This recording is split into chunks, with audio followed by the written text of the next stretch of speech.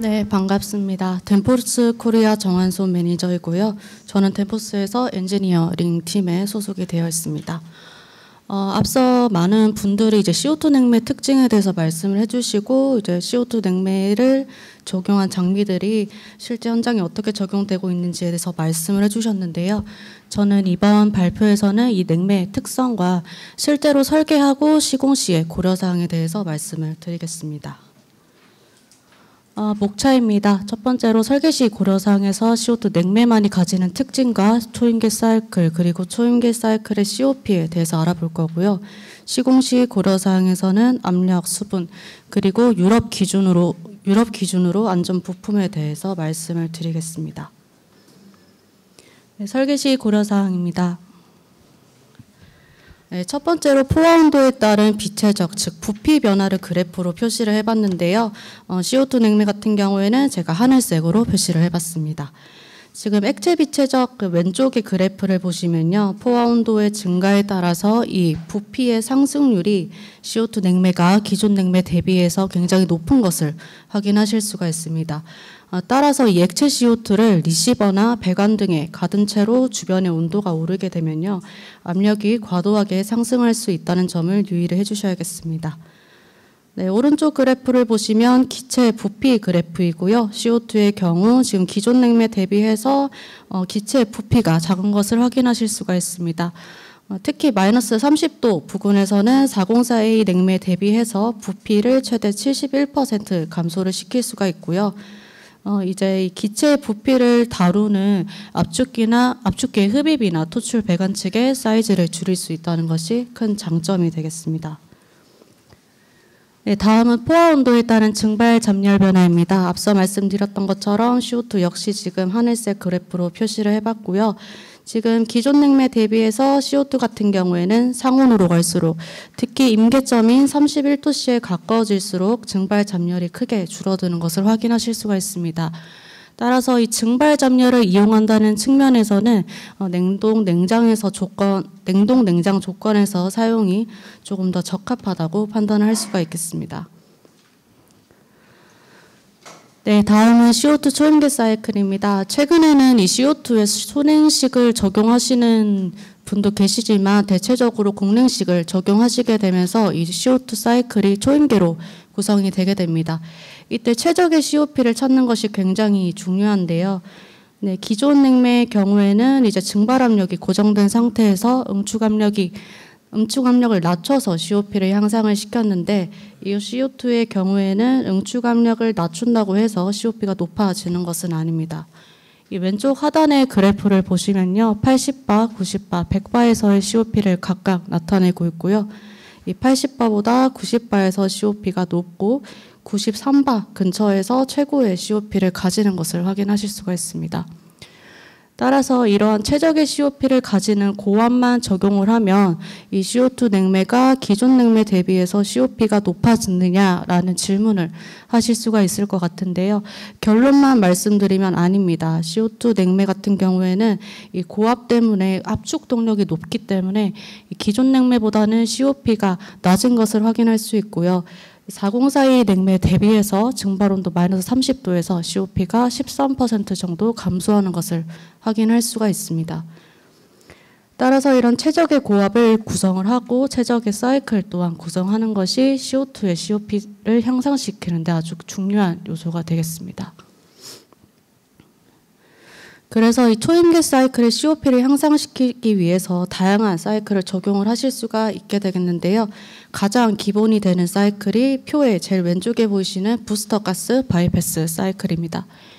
이 부스터가스 바이패스 사이클의 효율을 1차적으로 향상하기 위해서 저희가 중간 압축기라고 불리는 RT 압축기를 적용할 수가 있겠고요. 이 이후에 효율을 향상시키기 위해 이젝터를 적용하실 수가 있겠습니다. 제가 이 표의 내용을 요약을 하자면 우선 부스터가스 바이패스 사이클을 기준으로 이젝터를 콤비로 사용하고 그 다음에 중간 압축기까지 적용을 하셨을 때 이 COP가 31%가량 향상되는 것을 확인하실 수가 있습니다. 따라서 목표 COP를 설정하시고요. 시스템의 용량을 결정하신 다음 이 적절한 사이클을 선정해 주시면 되겠습니다. 다음은 시공시 고려사항입니다. 역시나 CO2 같은 경우 압력이 가장 이제 문제가 될 텐데요. 앞서 말씀드렸던 것처럼 액체 CO2의 경우 기존 냉매 대비해서 온도 상승에 따른 부피 상승률이 굉장히 큰 것을 알 수가 있습니다. 이 왼쪽 그래프에서 보시는 것처럼 온도가 마이너스 30도에서 플러스 30도까지 상승을 했을 때 이 부피가 2배가량 커지는 것을 확인할 수 있고요. 따라서 이 배관이나 용기에 액체 CO2가 갇히는 상황을 반드시 피해 주셔야 되겠습니다. 기체 CO2의 경우에는 액체 CO2보다는 양상이 덜하지만요. 그래도 기존 냉매 대비해서 온도 상승에 따른 압력 상승의 변화율이 높은 것을 확인하실 수가 있습니다.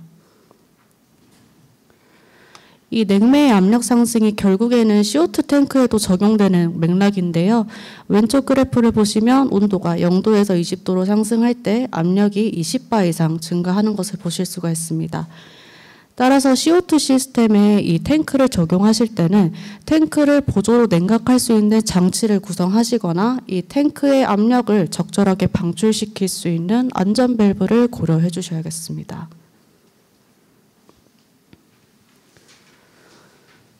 네, 그래서 이렇게 과도한 압력을 방출하기 위해 안전 밸브를 설치하셔서 사용하시게 될 텐데요. 이 안전 밸브 설치에도 유의사항이 존재하게 됩니다. 제가 이제 CO2의 pH 선도를 들고 와봤고요. 아래 점선은 건도 구간 정도로 생각을 해주시면 되겠습니다. 첫 번째로 이제 기체 상태, 즉 pH 선도에서 오른쪽에 있죠. 이 기체 상태에서 CO2 냉매가 대기 중으로 방출이 되게 되면요. 이 삼중점 조건에서 드라이 아이스가 생성될 확률이 5% 미만으로 확인이 됩니다. 하지만 pH 선도에서 왼쪽 부분에 해당하는 액체 상태에서 CO2 냉매를 대기 중으로 방출할 경우에는 이 드라이 아이스의 생성 조건이 50%에 달하기 때문에 액체 상태에서 CO2 냉매를 방출하는 상황을 반드시 피해 주셔야겠습니다. 이렇게 CO2 냉매를 안전 밸브를 통해 대기 중으로 방출을 하게 되면요. 문제점이 두 가지가 있겠습니다. 첫 번째로는 이 드라이 아이스가 생기면서 방출될 때 주변에 있는 작업자가 동상으로 인한 사고나 고압으로 인한 안전사고가 발생할 수가 있습니다. 이것을 방지하기 위해 사람이 없는 공간에 안전 밸브를 설치해 주셔야 되겠고요. 이 압력 해소를 원활하게 하기 위해서 밸브나 배관 끝단의 직경을 충분히 확보해 주셔야 됩니다. 두 번째로는 이제 배관 내에 드라이 아이스가 쌓이게 되면요. 쌓인 상태에서 주변 온도가 상승하게 되면 이 드라이 아이스가 기체로 승화하게 됩니다. 승화할 때 압력이 상당히 높아지게 되는데요. 따라서 이 배관 내부에 드라이 아이스가 쌓이는 상황을 방지해 주셔야겠습니다. 셧오프 밸브 후단 배관 길이를 최대 10m, 그리고 엘보유는 최대 5개까지만 적용을 해주시는 것을 권장드리고 있습니다. 네, 다음은 CO2 냉매 수분 용해도인데요. 냉매 수분 용해도라고 하는 것이 결국에 냉매에 수분이 얼마나 많이 녹아 들어갈 수 있느냐를 의미하는 지표입니다. 이 왼쪽 그래프를 보시면 CO2의 경우 기존 냉매 대비해서 이 냉매의 수분 용해도가 낮은 것을 확인하실 수가 있는데요. 따라서 CO2 냉매에 완전히 녹아 들어가지 못한 수분이 시스템 내에 존재하고 있다가 주변 온도가 0도 이하로 떨어지게 되면 이 수분이 동결이 되게 됩니다. 그리고 오른쪽 그래프를 보시면요. 이제 액체와 기체 모두 온도가 낮아질 때 냉매의 수분 용해도 또한 낮아지는 것을 확인하실 수가 있습니다. 따라서 CO2 냉매를 적용하시고 또한 저온 시스템을 구성하시는 경우에는 이 수분 관리에 특히 유의를 해주셔야겠습니다. 네, 이제 습도에 따라서 어떠한 문제들이 발생할 수 있는가에 대한 그림이고요. 첫 번째로는 이제 어느 정도 수분이 있을 때 응축수로 존재를 하고 있다가 이 주변 온도나 온도가 0도 이하로 떨어지게 되면 동결이 발생하게 됩니다. 따라서 솔레노이드 밸브나 필터 등에서의 기능적 문제가 발생할 수 있겠고요. 이 습도가 너무 많아질 경우에는 화학 반응 발생 가능성까지 발생할 수 있습니다. 이 화학 반응이라는 것이 결국에는 수분의 양에 따라 결정이 되게 됩니다. 따라서 수분이 많으면 많을수록 강한 산성 성분을 나타내는 물질이 발생하게 됩니다. 따라서 이런 동결과 화학 반응을 방지하기 위해서 저희가 대책을 두 가지 정도 세울 수가 있겠는데요. 첫 번째는 분자 타입의 필터 드라이어를 사용을 해주셔야겠습니다. 이제 아래쪽 사진을 보시면은 드라이어가 동결이 일어난 것이 보이는데요. 그래서 오른쪽과 같은 분자 타입의 드라이어를 사용하셔서 수분을 흡착 및 제거를 해주셔야겠습니다. 두 번째는 4.5등급의 이제 고순도 이산화탄소를 사용하셔서 이물질이나 수분에 의한 시스템에 영향이 없도록 해주셔야겠습니다.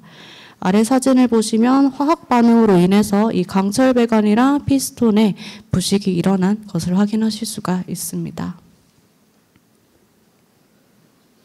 네, 다음은 CO2 냉매 윤활유인데요. CO2 같은 경우에는 일반적으로 오일 내에서 높은 용해도를 보이고 있어서 저온으로 갈수록 열 전달 불량이나 오일 회수의 어려움의 발생 가능성이 있습니다. 이것을 조금 해소하기 위해서는 저희 CO2 전용 압축기에서는 오일 순환을 원만하게 하기 위해 오일 펌프를 내부에다 장착을 하게 되어 있는데요. 하지만 CO2 시스템 최적화 보장을 위해서 추가적인 오일 회수 시스템을 반드시 고려해 주셔야겠습니다. 네, 일반적으로 이제 오일 회수를 진행을 하실 때 왼쪽에 있는 저 플루트 타입 유볼리기를 다들 사용을 하실 겁니다. 하지만 CO2 같은 경우에는 고압 조건이기도 하고요. 초임계에서 이 밀도의 경계가 불분명하기 때문에 기존에 사용하시는 플루트 타입의 유볼리기를 사용하실 수가 없습니다. 따라서 CO2 전용 유볼리기를 사용하시게 될 텐데요.